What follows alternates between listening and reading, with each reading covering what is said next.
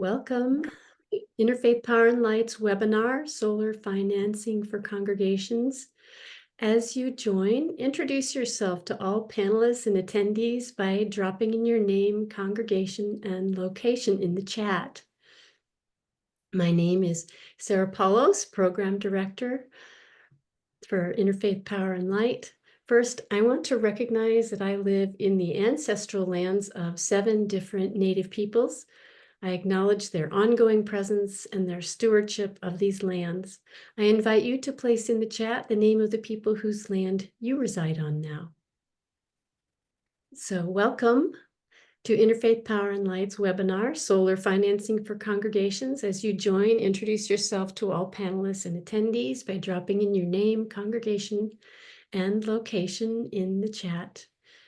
My name is Sarah Paulos, IPL's Program Director. First, I want to recognize that I live on the ancestral lands of 7 different Native peoples. I acknowledge their ongoing presence and their stewardship of these lands. I invite you to place in the chat the name of the people whose land you reside on now. And welcome to those of you who are just now joining. If you're looking for a solar financing webinar for congregations, how to apply for direct pay, you've come to the right place. Today is Shovat, a holiday on the Jewish calendar. For those of you who could not join us live in observance of this holiday, but are watching the recording, we wish you a belated Hag Sameach. As you have questions, please add them to the Q&A feature. If you're not familiar with the Q&A feature, you will see a button on the lower part of the screen that says Q&A. And a recording of this conversation will be emailed to all registrants and posted to IPL's YouTube page. So welcome to those of you just joining. I think we'll get started now. IPL inspires and mobilizes people of faith and conscience to take bold and just action on climate change. We are a national network with affiliates in 40 states. IPL has been coordinating with a group of faith-based partners offering webinar series around the federal benefits for houses of worship from the Inflation Reduction Act and the Bipartisan Infrastructure and Investment Jobs Act. Today's partners who are part of the coalition: Lutherans Restoring Creation, the Mennonite Church, Green Chalice, Jewish Climate Leadership Coalition, Blessed Tomorrow, United Church of Christ, plus our partners EnergySage and EESI. You can see some of the recordings of previous webinars in this series on our YouTube account. So look in the chat for links that are being dropped in throughout the presentation today. And I want to talk a little bit about IPL's resource pages on our website for federal resources from the Inflation Reduction Act for houses of worship. And these links will also be sent in a follow-up email. IPL's solar resource page includes 3 things I want to highlight: how to finance, including the portal to start filing for direct pay, and how to find an installer through EnergySage, and our solar congregations directory to find other congregations with solar in your area to ask them about their experience. Our federal resources page includes more information on direct pay, including a link to an FAQ that we worked together with DOE to create. And Interfaith Power and Light also has some inspiring stories of congregations that have gone solar on our Cool Congregations website. You can find the link to that in the chat. And for those of you just beginning your journey on reducing your faith community's climate emissions, our Cool Congregations Startup Kit may be helpful. Now, IPL lists 1,300 congregations with solar on our solar directory. And this summer, we're conducting a survey to add new congregations. So if you have solar, please fill out this brief survey so we can track our collective impact and show that people of faith and conscience are leading the way on climate solutions. See the link to the survey in the chat. And now, here's our lineup of speakers for today. First up, we'll learn more about the different way congregations can finance solar from Jerry Bernstein, longtime IPL volunteer, helping congregations assess themselves for solar. And he's also the author of IPL Solar Financing for Congregations. He spent 10 years in the California Community College system establishing solar PV installer courses statewide, including teaching solar financing. Before that, Jerry had a lifetime career with Stanford Research Institute developing new products in the transportation and energy industries. Miguel Yanez from the Environment and Energy Study Institute, or EESI, will follow with a high-level overview of direct pay. As part of his role, he focuses on increasing awareness of federal investments for energy efficiency and clean energy to reach rural and nonprofit organizations, such as congregations, to meet equity and environmental justice commitments, including elective pay and other federal funds. He holds a graduate degree in urban policy analysis and management from the New School University in New York City. And then Dr. Maggie Chappen, Senior Warden of St. Andrew's Episcopal Church in Lewisburg, Pennsylvania, will share her experience filing for direct pay for her congregation, Solar. She led a project to convert St. Andrew's to solar energy and now helps other faith communities do the same. She graduated from Bucknell University and the Pritzker School of Medicine at the University of Chicago and is board certified in internal medicine and pediatrics. Her interest in solar energy comes from the realization that healthy patients require a healthy planet. And finally, Sam Kooharian, energy advisor at our partner EnergySage, will share about their services. So I'm going to turn it over to you now, Jerry. Okay. Thank you, Sarah, and hope everyone can hear me okay. Yeah, my comments are going to be based, and Mike, do you have the first slide up? Sure, if I can see those, but I'm going to have to assume that that's what everybody is seeing. My first slide. This is based on 7 years. Okay, that's the opening. And then we've got go past this for, yeah, thank you. Again, 7 years of experience with IPL, 10 years with community college system before that. There are really two themes I'm going to be covering. Financing will be the major theme, but based on my experience, there'll also be a lot of reflection on the process, because financing, while it's a critical part, there are elements you should be at least aware of as you proceed down this path. Anyway, Mike, next slide, please.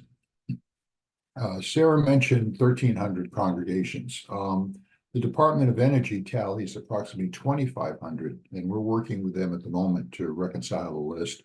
Both of us agree that Mississippi and Wyoming have none, but every other state, Alaska included, do have congregations with PV systems. Utilizing the federal tally, it's about 2%, excuse me, 2% of congregations around the country have PV systems. As you can see on the lower right, there are some locations, Washington, Vermont, Nevada, Massachusetts, Delaware, California should be there also, that are well above the national average. And this has to do in part with the costs, the incentives, of the cost of grid electricity, incentives available within the states, and the like. So clearly, it's many congregations have gone PV, so it's certainly a doable venture. Next slide, please. And it's done so for a variety. Of reasons, and I suspect all of you on the call share in some of these. It's this double bottom. It's not a mystery. There's a double bottom line here. There's environmental benefits and there are financial benefits. Environmental, community benefits might be broad. They might be related to sustainability in general, concern for the planet. They may be faith-based, creation care and the like, inspirational, or it may be at the local level that your rationale is, or it could be all three. Maybe it's the congregants, the neighbors, or even an attraction factor for possible new members as younger folks drive by and see that the congregation is living and investing in its values. So certainly those are one element, and their financial benefits, really lower operating costs, and this would free funds for other congregational missions and purposes. So congregations, as I said, about 2% nationwide, but in some states almost or even above double digits. Next slide, please. So getting into specifics, there have been and there still are 3 or so major ways of financing a solar PV system. Clearly, you can purchase it, you can lease it, in which case you are basically paying somebody else who owns the system on your roof, and you're taking off all the electricity from that. You're paying a fixed amount per month, or you do a power purchase agreement called PPA, in which case, again, somebody else owns the system that's on your roof, and you're paying them per kilowatt hour, which is the usual measure of electricity that's on your utility bill, and you're paying them something less than you would be paying your local utility. So in the case of lease, it's basically paying for the system, and the PPA, you're paying per kilowatt hour. So the purchase, of course, the challenge there is the funds have to be available. Now, maybe you've got an endowment. There are some congregations that are fortunate enough to be in that situation, but probably most aren't. One could borrow. There's fundraising, which is in many cases there's a sort of, hate to say it, but a dreaded word because it's got its own challenges. But some places get very creative with this, purchase a panel type issues or approaches and the like. But it does simplify financial management. The challenge, of course, of that is obtaining funds. The leasing, you've got a long-term, 6 to 20 years, depending on the term of the lease. If you prepay, you get a discount. There have been various tweaks on this where congregants themselves form the LLC and form an LLC, and then they lease the system. They own the system, and they lease it back to the congregation as a whole. And it's a way of capturing the tax benefits traditionally, but that's changing. I'll come back to that. My comment, not the full 30%, is because if you're leasing in the current environment where you might be able to get a 30% direct pay, most leasing companies aren't passing that full 30% back to you. And the same is true with the power purchase agreement. So there are pluses and there are minuses. Probably the big one being you don't need the money up front if you lease or do a PPA. The disadvantages, of course, being that you're not going to get the full tax benefit if you're anticipating the 30% direct pay. Next slide, please. And if you do go the route of loans and the like, they are available from a number of denomination sources. I'm not going to spend time on this because this is a more complete list can be found on IPL's Financing Solar for Houses worship page that Sarah already mentioned. But this is just scanning the list. You can see most of you probably have access to a denominational resource, especially if you go the direct pay route where you may actually not get the funds back for a year or even longer. This would at least give you a bridge loan to let you build the system and then still get the 30% back. Next slide, please. But the financing landscape, the three approaches are still the same, but their relative attractiveness has changed. The direct pay or elective pay does provide a 30% or more cost reduction. And in a number of cases, I think there are regions of the country that are unaware that they may qualify. I know that I was recently working with congregants in what's called the Inland Empire, the area east of Los Angeles, San Bernardino, Riverside counties in California. And if you go to the map, that huge chunks of that region are qualified for an extra 10%. So it's worth checking these extras. Don't just sort of think that, oh, it doesn't apply to us, because indeed they may apply. So traditionally, leasing was the most popular way to go because there were few financial benefits for congregation. The Infrastructure Recovery Act, IRA, has changed that so that the direct pay looks very attractive. It's made PV more accessible are financially accessible beyond just the Northeast and West Coast, where it had been traditionally financially viable.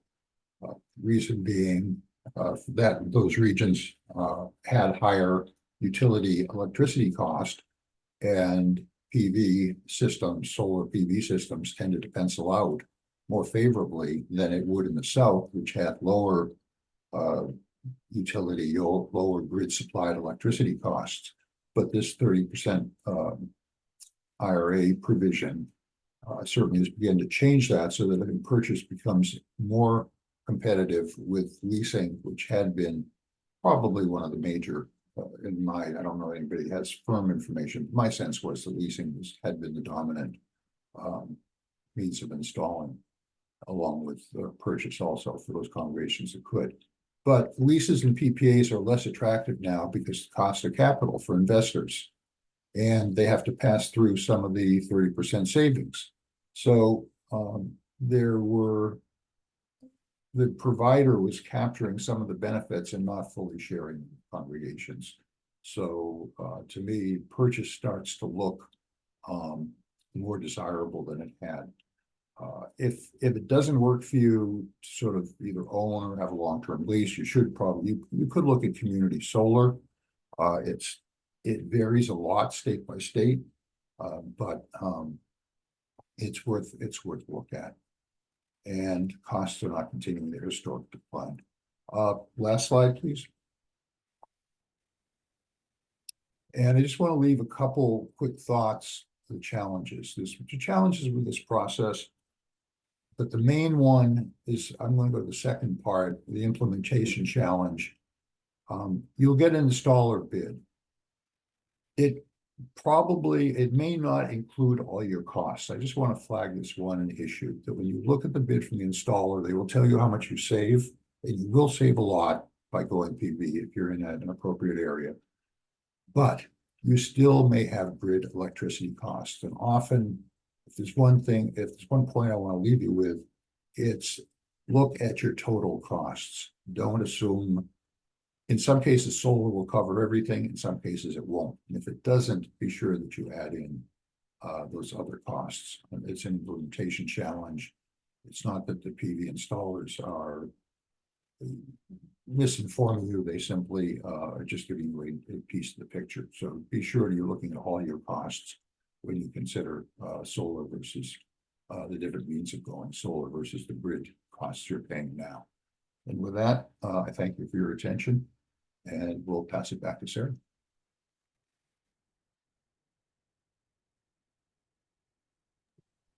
Thank you, Jerry.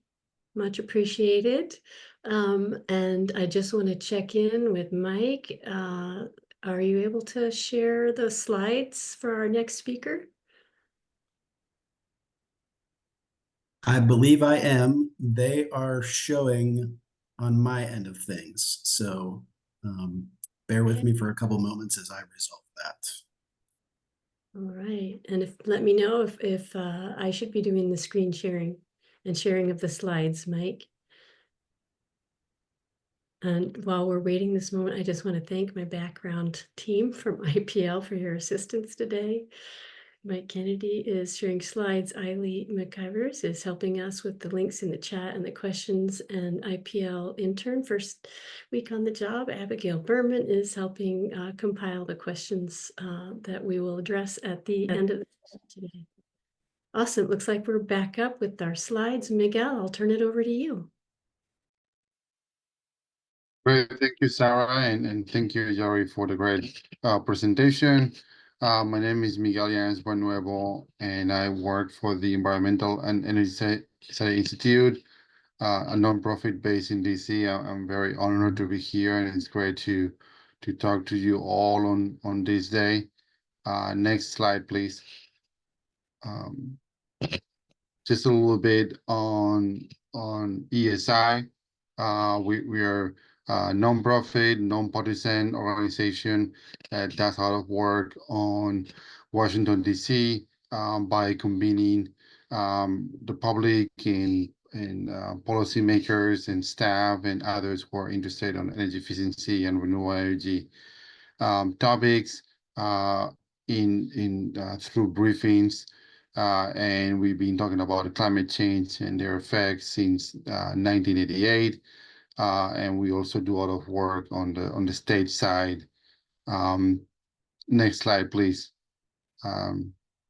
there's been a lot of talk, and obviously this is a webinar on solar financing, but also we also like to talk about energy efficiency and how does one of the building blocks for reducing energy waste and for reducing energy bills that can help your facilities and help buildings get prepared for installing solar panels.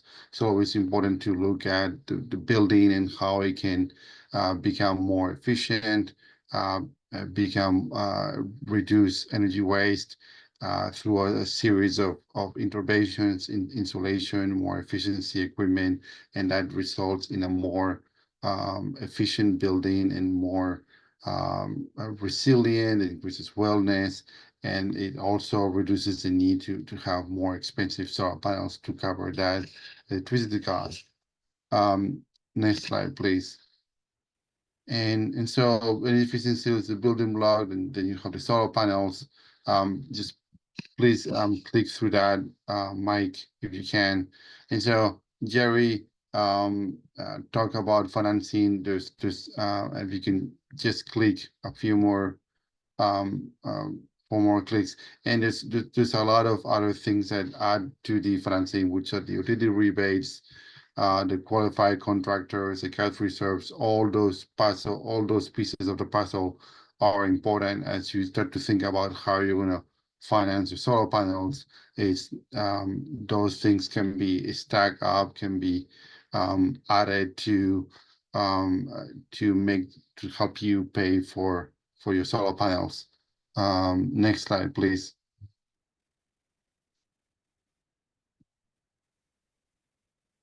And so one of those are the tax credits, which is our next slide. And what I'm going to talk about is direct pay. And so direct pay or elective pay is here. It's part of the Inflation Reduction Act that was passed in 2022, and it's essentially the monetization of the clean energy tax credits that have existed for decades. One of them is the investment tax credit for solar panels, battery storage, and ground source heat pumps. And so the IRA allowed nonprofits and tax-exempt entities and rural electric co-ops and governments and state and local governments to access these previously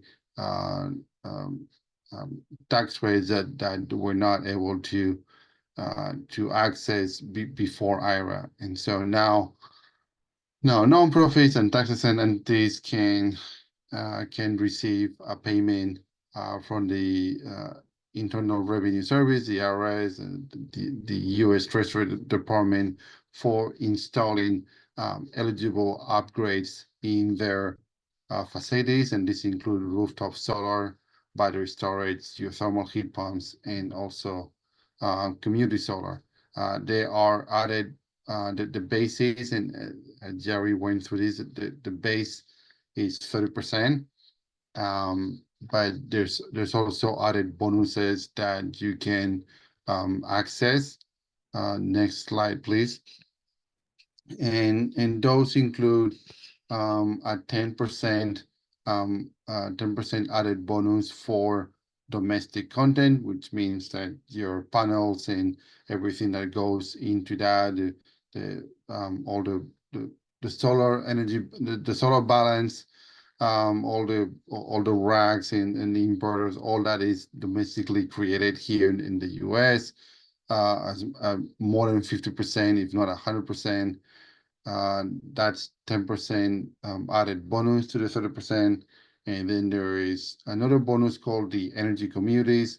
The Treasury Department and Department of Energy have a series of maps that lay out where those energy communities are. Essentially, are those places that have had a coal power plant and it closed before 2000, or have heavily dependent on fossil fuel infrastructure. So it's a series of criteria that are mostly in the Southwest and the Appalachia regions.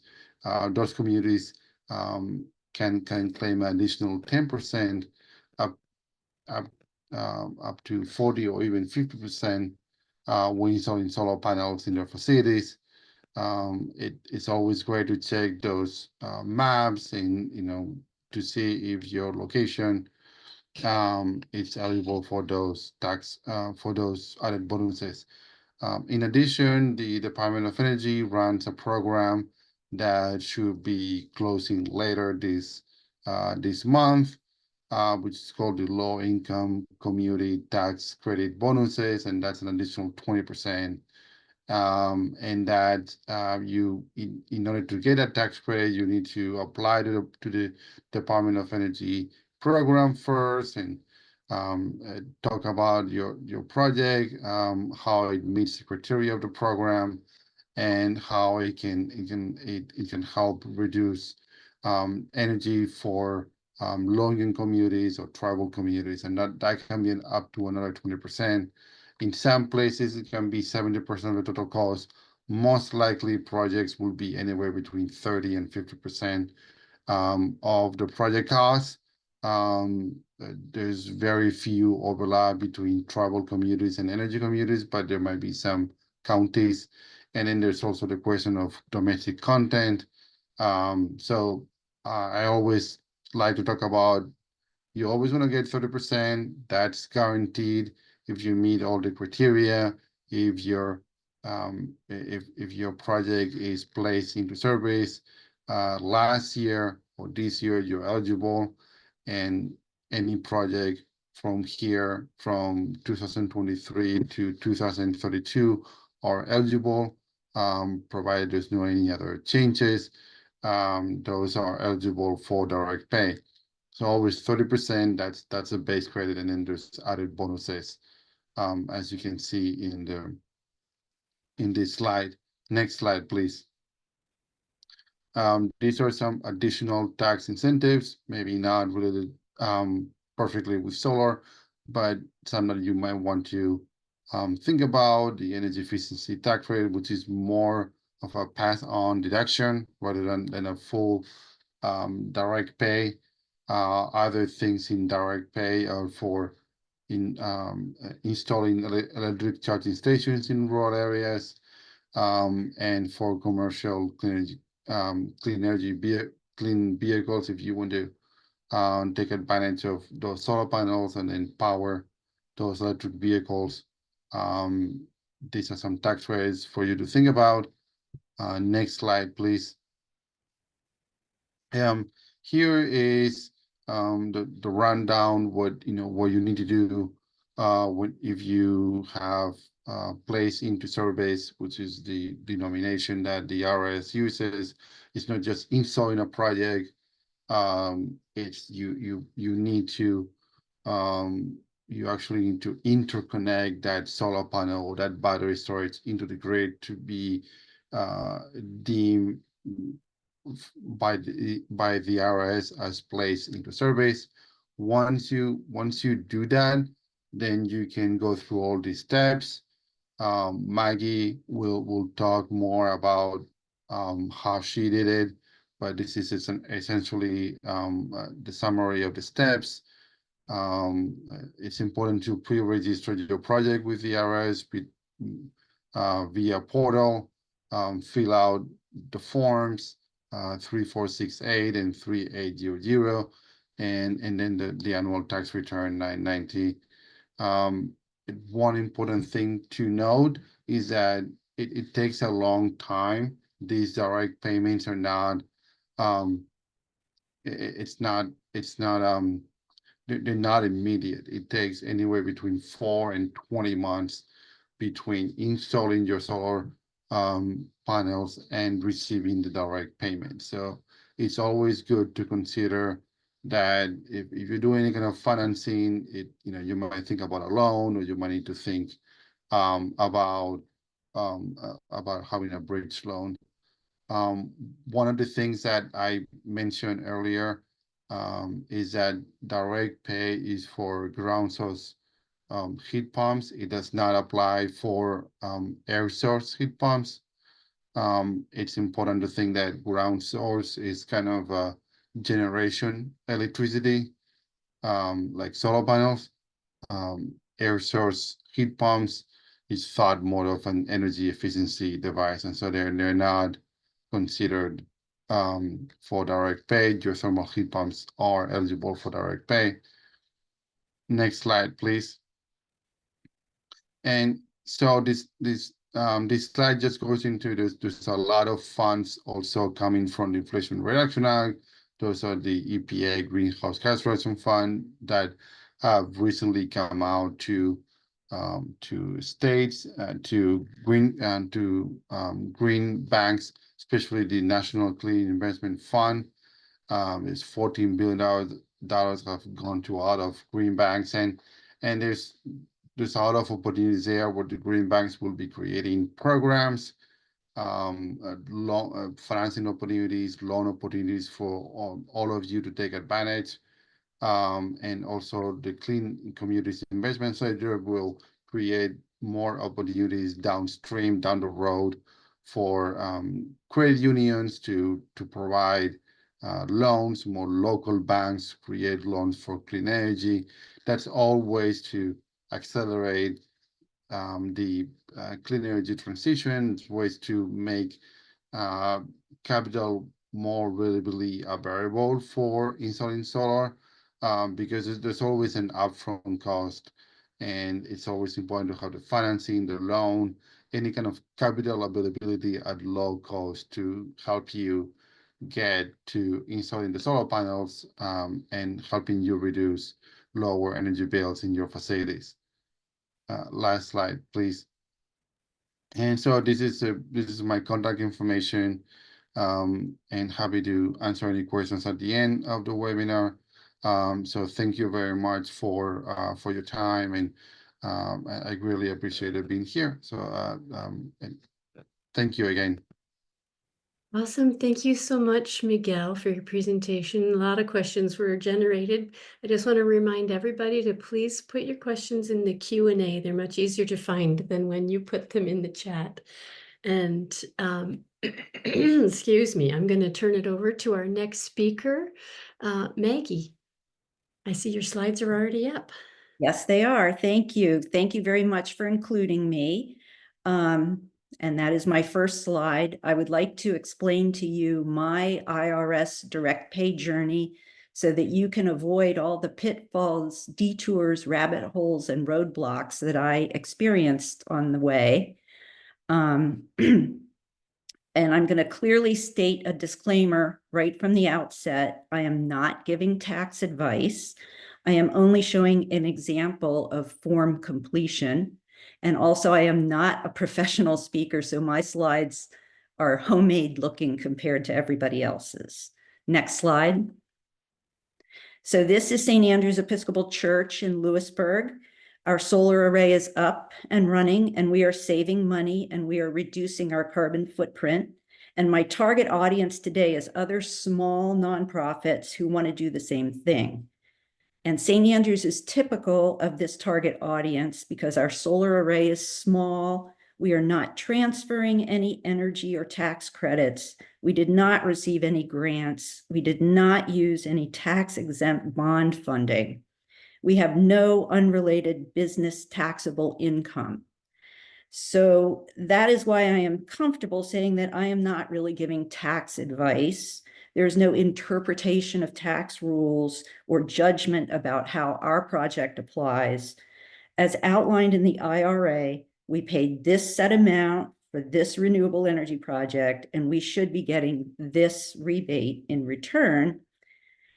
However, actually getting this tax filing done is like fitting a square peg into a round hole if you have no professional tax resources, as our small church does not.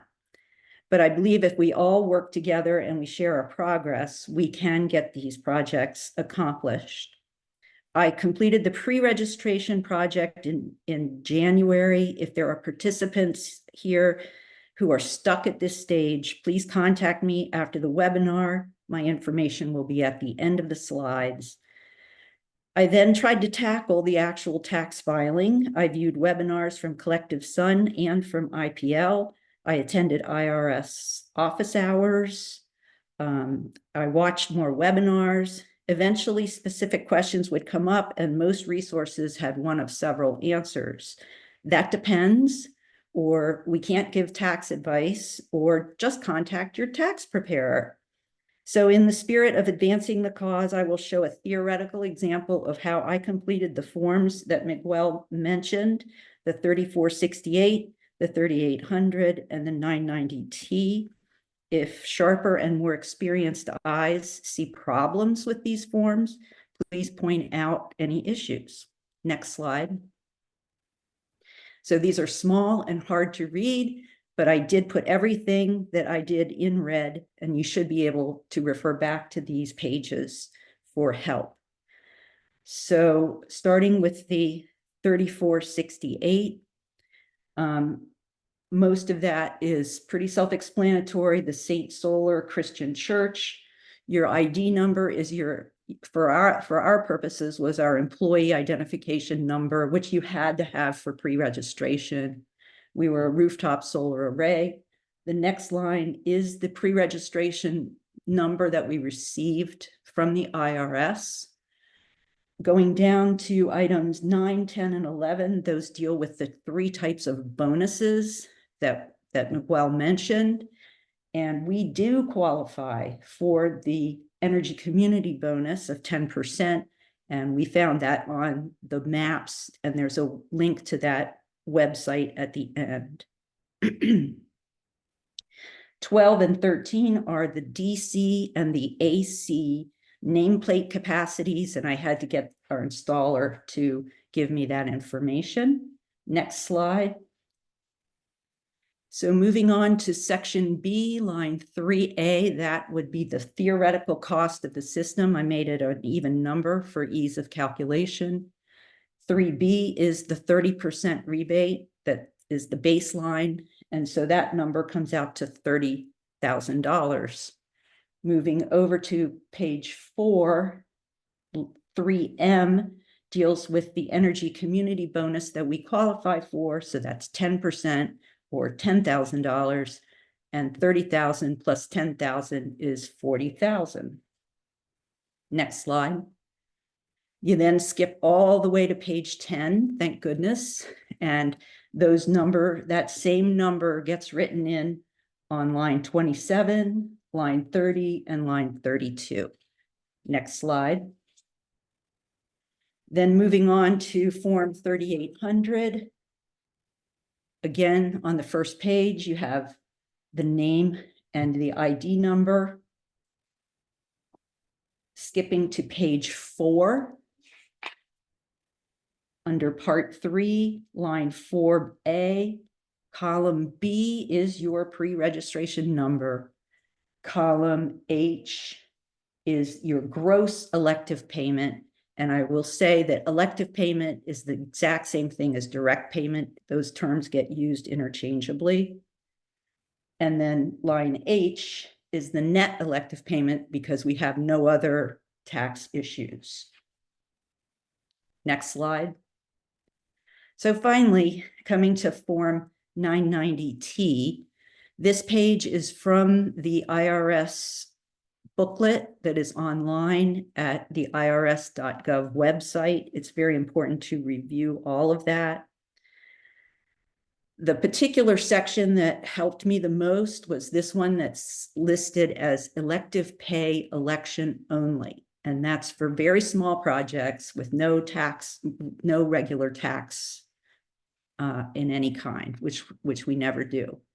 So that tells you the exact portions of Form 990T that have to be completed. So next slide, looking at that for us, at the top, you use the same dates that you used for pre-registration. You have your name, you have your address, and then you do fill out section A, but we don't have anything because our address didn't change.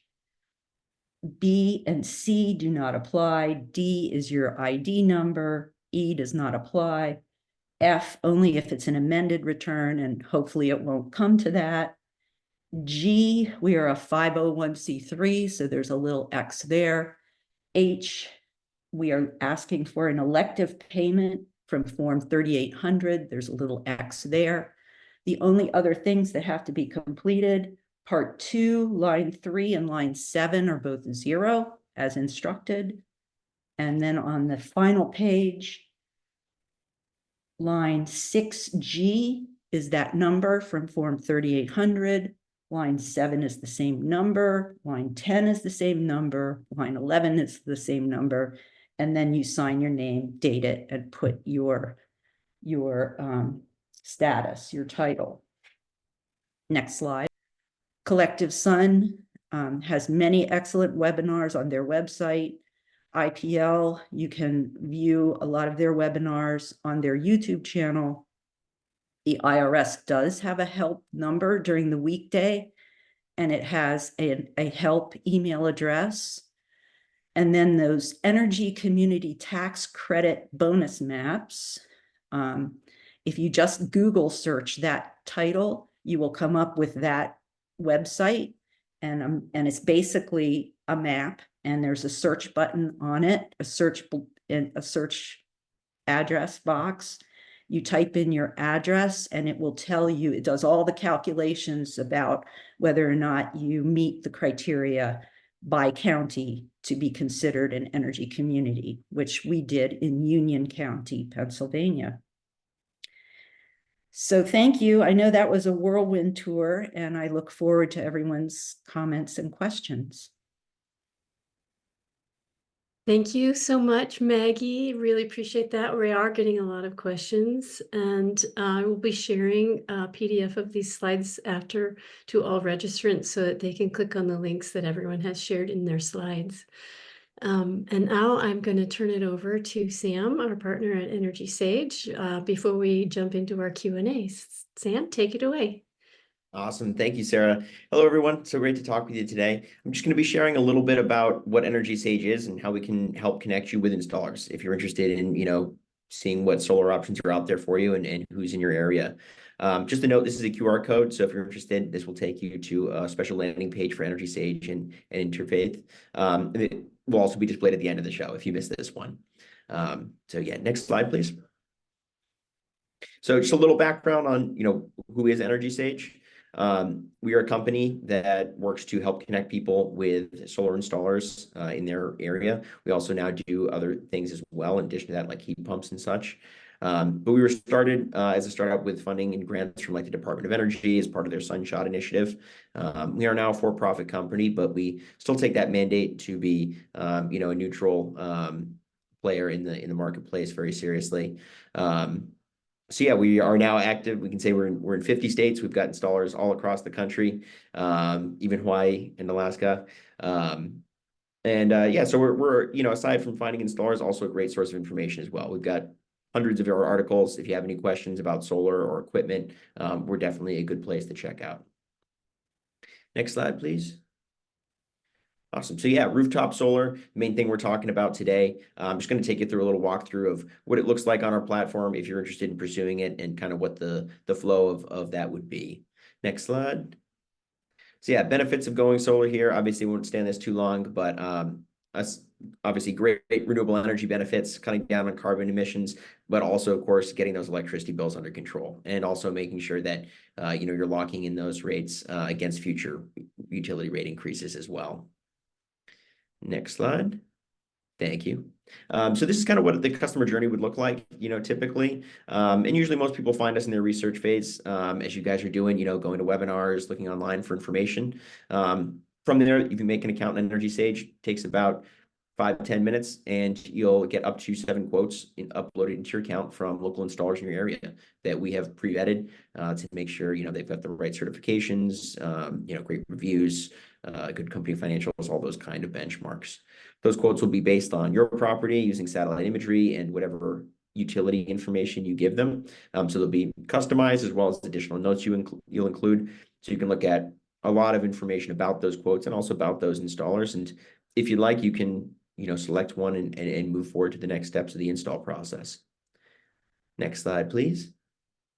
So this is just a little overview of what that looks like on EnergySage when you get those quotes. As you can see, there's a ton of information to go through. We've got everything from, cash options, federal and local incentives, financing options. All of the equipment is displayed, as well as like estimated payback period, 20-year savings, all that kind of stuff. So a lot of great information to be able to compare side to side from these quotes.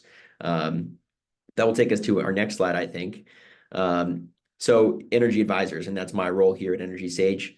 Obviously, with all of this information, it can be a little overwhelming as well, too, and most people don't shop for solar every day. It's a pretty rare. So, when you make an account in EnergySage, you get assigned a dedicated energy advisor. So we're there with you throughout the entire process, even afterwards, if you move forward with one of the installers. And our role is to be an unbiased source of information for you, to help you evaluate your options, answer any questions you might have, and see if solar would be a good fit, and if so, what options would be the best for you. So if you do make an EnergySage account and are looking at your options there, I would definitely encourage you to reach out to your energy advisor. So hopefully it will be a really helpful asset for you when you're considering. Next slide, please. Awesome. Just one other thing I wanted to touch on: community solar, a great option for people and churches that maybe rooftop solar isn't viable for. Could be roof, just isn't set up right for solar. Could be shading, whatever it might be. So next slide, please. So community solar is essentially a subscription service to an existing solar farm. So it allows you to purchase the energy credits that solar farm is generating. And what that allows you to do is then save some money in your electricity bill. Those credits are discounted. So you get some benefit of saving money on electricity here, while also knowing that you're supporting more renewable energy on the grid with your dollars, voting with your dollars to see more renewable energy here. They're great programs because there's no annual fee, there's no sign up cost, and there's no cost to leave as well. They just let them know that you're no longer interested and you can leave. So they're very low commitment, but they can be a really great way to get involved in solar if rooftop isn't an option, or if maybe it's only covering part of your electricity needs. Next slide, please. This is an example of what some of those projects would look like on EnergySage. It's not available in every state right now, but it is definitely expanding quite rapidly. So if you're interested, again, go to the EnergySage website. You'll see a section for community solar. Just put in your zip code and we'll pull up all of the projects that might be available in the area for you. And again, you'll have an advisor attached here, as you can see in the bottom of that page. So if you have any questions at that point, again, definitely reach out to us. Next slide. Awesome. And I think that brings me just to the end of my section. So again, there's the link, the QR code, if you're interested in checking us out here, and my email as well too. So if you have any questions, feel free to reach out to me as well that way. But thank you for having me. Thank you. Thank you so much, Sam. I really appreciate that. And thank you to all of our speakers. And now we're going to jump into some of the questions. We have so many questions here. And if you presenters wouldn't mind turning your cameras on, that would be great. And I just wanted to start with a reminder that direct pay is the way the federal government is giving nonprofits this sort of bonus, this 30% off on your solar. I know nonprofits, congregations, we don't pay taxes, right? So we never had to file for taxes. So this is a new experience. Direct pay allows you to file and get money, not pay money. So yes, you do have to file the forms that Maggie showed you today, even if you never have done that before. But before you can do that, you have to get your number, your special number, pre-registration, your registration number. And the link to that is on our solar financing page, big button that says IRS portal. And you need to get that number, and it takes a while to get it before you can file for your direct pay. So that's kind of the process in which you do this. And if you want to see a webinar on how to get that number, look on IPL's YouTube page. Our partners at UMC Global Ministries did a webinar and featured Eric, who did, like Maggie did, step-by-step progress through how to get that pre-registration number. So that's my little plug there. But I want to turn it over to some other questions here. 1 second. What installation years qualify for direct pay to get this 30% rebate? Miguel, can I turn that one over to you? What years? Like if you installed in 2023, has the deadline passed for getting that? Anything installed in 2023 or after, if you install an clean energy eligible device in 23, then you can you will need to submit. I mean the 990 deadline was May 15. You will have to submit a form to extend that to 6 months until the next one. But I still think that if not, there still might be some availability to take a little bit of it next year. But the IRS has a lot of frequently asked questions, and so you can go to their website that I think the IRS Selective Pay and FAQ, and then you can go through all their frequently asked questions, and you can see how your specific case fits in there. Awesome. And so it sounds like it would apply for installations 2024 forward into the future until, what's the final year? 2034? 2032 at the full rate, and then it decreases as it is currently by law. But yeah, anything that was installed last year, 2023 was the first year that direct pay starts really. Great, thank you so much. And so I have another question here. What's the timing on filing if you install in 2024? It's can you help us out with that one too, Miguel? If they install in 2024, what's Sure. the deadline by which they need to file for their direct pay? So that will be in 2025. Your you need to look at your tax year. You need to determine your tax year. That's the number one thing. But if your tax year follows a calendar, then it will be May 15, 2025. I think it's always a great time now to pre-register for the IRS. Again, there's a whole user guide that the IRS has on pre-filing, how to do that. But that's the first step that you need to do. And then, so you can do it now if your project is already in place, it's already placed in service, you can do it now. There, could I add to that? Because as Miguel said, it depends on your tax year. So if your tax year is not your calendar year, in other words, if you have a July 1st through June 30th tax year, you would have to wait till the end of your tax year. So you might have to wait till after June 30th, 2025. As Miguel said, you can do the pre-paperwork, but to actually get the final paperwork in would have to wait till after your tax year, which could push you even later. Okay, so you're saying, Jerry, it's really important first to find out what tax year your church has used, even though your congregation hasn't filed for taxes. There's Right. still a tax year. So you need to find out that first before you pre-register or before you file for direct pay. Which one? File. I think you can pre-register at any time.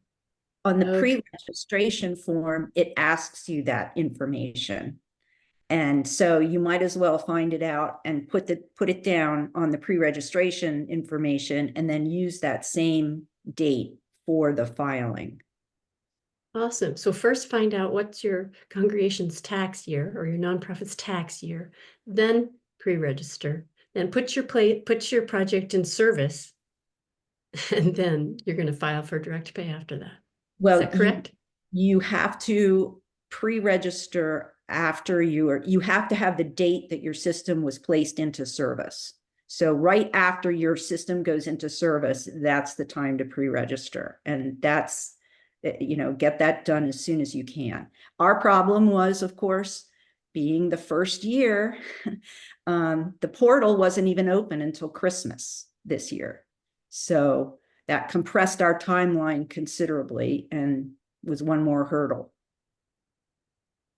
Awesome. Thank you so much. I have another question here that perhaps Sam can answer. What panel manufacturers allow us to obtain the 10% domestic credit? Yeah, that's a tricky one right now. I don't know that there's too many out there because it's only for commercial, projects or a situation like this. Some that are, a lot of installers are developing US plants. I know QCell is one to keep an eye out for, Silfab. Those are probably the two that jump to mind. But I honestly don't know if any totally qualify right now because everything has to be made in the US, including like mining of the minerals. Yeah, and that's what our installer told us. And honestly, your best bet is do whatever your installer tells you, because if you start asking them to do things they're not familiar with, that's going to be a problem. Awesome. I have another sort of question related to installation to the panels themselves. There's lots of questions on maintenance costs. How can we estimate maintenance costs for solar panels that we own? Well, first of all, if you lease or PPA, that entity owns and takes care, is responsible for the maintenance. But if you've purchased the system, the major maintenance you've got, because you should be under warranty, equipment warranty, which is going to be 15 to 25 years, depending on which part of the system you're looking at, without getting into the details. So you're partly your installer, but maintenance, periodic cleaning, and maybe in 15 years you have an inverter replacement. That's if everything goes well and the like. So it's not a major ongoing, it should not be a major ongoing issue. Can I give one bit of personal advice? Since I live in squirrel heaven, squirrels will eat your wires. And so I tell anybody that will listen, put in a critter guard. It's a very low cost, but it can really save you, because I basically had to have my whole system rewired for that reason. Thank you for that insight, Maggie. Much appreciated. And it looks like we are at the top of the hour. So I just want to say to everybody that I appreciate you joining the webinar today. Please put your thanks for our speakers in the chat. I wanted to give a little oh, yeah. And so if your questions didn't get answered today, please email me at programs@interfaithpowerandlight.org, and I'll try to connect you with someone who can answer your questions. We'll be sending the link to the recording of the webinar and also PDF of the slides. And you'll also be able to find the recording on IPL's YouTube channel. Please share it with whoever you like. And just a few important announcements before we close. We urge you to contact your state IPL affiliate for more solar resources. We'll put the link in the chat there and also send it in the follow-up email. And and again, the recording will be sent to all registrants and posted to our YouTube page. Thank you to all of our panelists and partners and all attendees for joining us. And take a moment to drop your thanks in the chat before you go.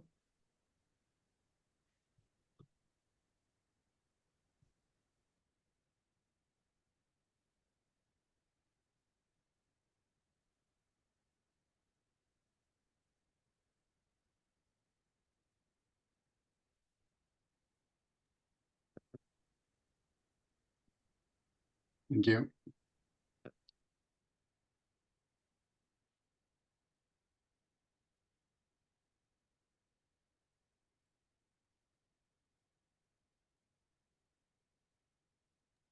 Must be it.